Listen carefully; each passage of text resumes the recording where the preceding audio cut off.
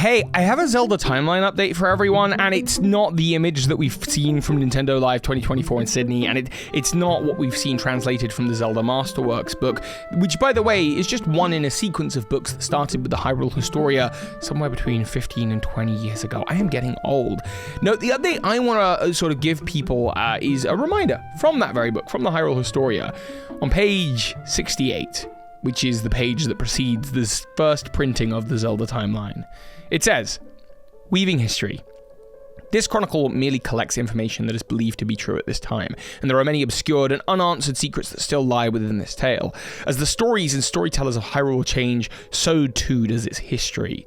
Hyrule's history is a continuously woven tapestry of events. Changes that seem inconsequential, disregarded without even a shrug, could evolve at some point to hatch new legends, and perhaps even change this tapestry of history itself." That, in my opinion, was not just the Zelda team cleverly writing themselves an out for if they ever wanted to add new games or change the order of events or change timeline splits or remove them or do what they've done with Tears of the Kingdom and Breath of the Wild and just have them detached from the timeline altogether.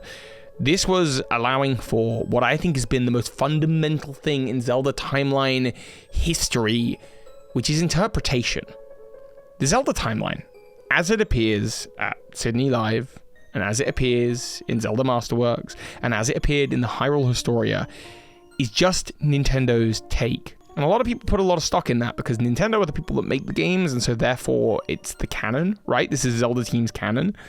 And I think this probably is a document that they might refer to when developing the games, but it's not something that they overly think about, which is something that Aonuma has echoed the sentiments of in interviews.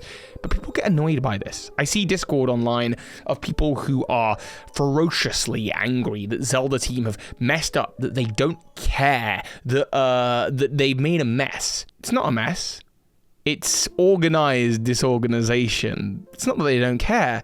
They care very much about it being open to interpretation. That's what the intro to the Hyrule Historia was all about. When Zelda officially published the Hyrule Historia, it came at a time when I was actually involved in the Zelda theorizing community quite heavily on the Zelda Universe forums. It came at a time when there was no official timeline. There were definitely thoughts about it, and Nintendo certainly had some master document somewhere where they were considering the game-to-game chronology. And certainly they wanted to sell Skyward Sword as the beginning of it all, right? But back at that time, there were sort of two groups of fans, and I think those two groups still exist. Those who really just wanted to know, that wanted to know how everything connected, want to know the specific chronology and play the games in like timeline order or something like that.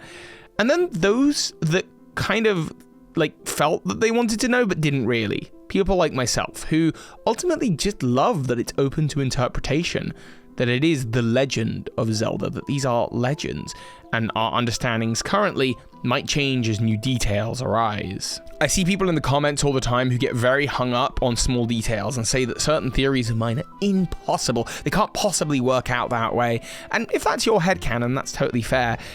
But I think you have to remember that it's just your interpretation. And in my interpretation, like in my last video, for example, where I said that Echoes of Wisdom could come before Ocarina of Time, people are so quick to point out, but Ocarina of Time is the first game where we get Ganon, the beast form, so it can't possibly be happening in Echoes of Wisdom.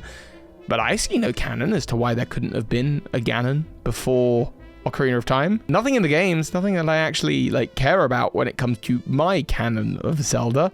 That's not to say that that is definitely the case. I'm sure it's very possible that after the game comes out, I'll have a different timeline placement for it. We'll see what evidence there is, and I'll make my case. But that process is the fun of Zelda theories. So I just wanted to give you that little update to remind you that it's not that serious. But not because Nintendo don't care. It's because they care about you having fun theorizing, having fun interpreting the mystery. Whatever you think the Zelda timeline is, and will always be, the correct answer. The official source that gives the Zelda timeline literally says that at the beginning.